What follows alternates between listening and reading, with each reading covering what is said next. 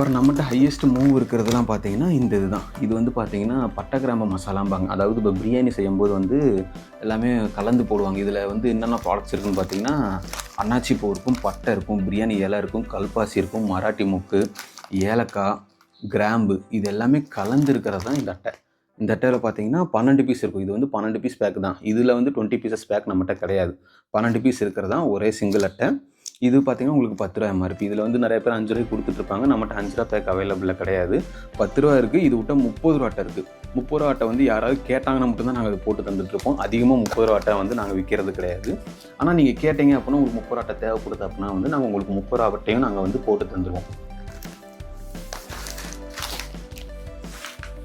இப்போ நீங்கள் முன்னாடி ஒரு அட்டை பார்த்தீங்களா, அதுலேயே வந்து பார்த்தீங்கன்னா இதில் வந்து சோம்பு மட்டும் எக்ஸ்ட்ராவாக இருக்கும். சரிங்களா?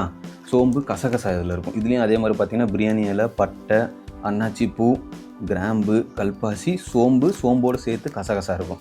இது எல்லாமே சேர்த்து இது ஒரு பேக்கு. இந்த பேக்கும் பார்த்தீங்கன்னா 12 பீஸ் இருக்குதா. இது வந்து பார்த்தீங்கன்னா 20 பீசஸ் அட்டை நம்மகிட்ட கிடையாது. 12 பீஸ் இருக்க அட்டை மட்டும்தான் இருக்குது. சரிங்களா?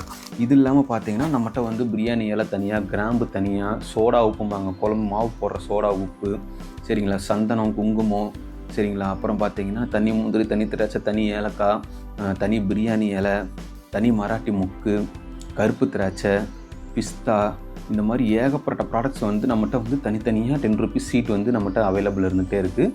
அதே மாதிரி பார்த்தீங்கன்னா 50 100 கடுகு சீரகம் பேக்கெட், கடுகு சீரகம் சோம்பு. உங்களுக்கு கடுகு மட்டும் இப்போ நான் காமிக்கிறேன். இது பார்த்தீங்கன்னா 50 கிராம் கடுகு பேக்கெட். சரி, இது 100 கிராம் கடுகு பேக்கெட். இது வந்து 50ல் 100ல் 1/4 கிலோ. இது மூணுமே வந்து கடுகுலையும் வெந்தத்துலேயும் அவைலபிள் இருக்குது. இது வேணால் நான் எக்ஸாம்பிளுக்கு ஒரு பேக் நான் பிரித்து காட்டுறேன். இது வந்து உங்களுக்கு சரமாக வராது, தனித்தனி சிங்கிள்